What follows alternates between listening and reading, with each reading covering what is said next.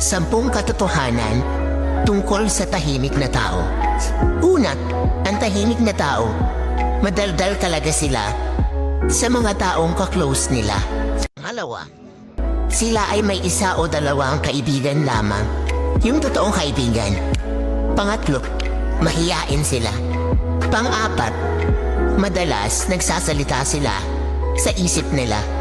Pang-5, sila yung may mga magandang ngiti at nakakatawang tawa. Pang-6, sila ay tapat sa kanilang karelasyon. Pang-7, sila ay mapagmatsyag sa lahat ng sitwasyon. Pang-8, tahimik sila pero iba kung magalit. Kaya wag na wag mong gagalitin.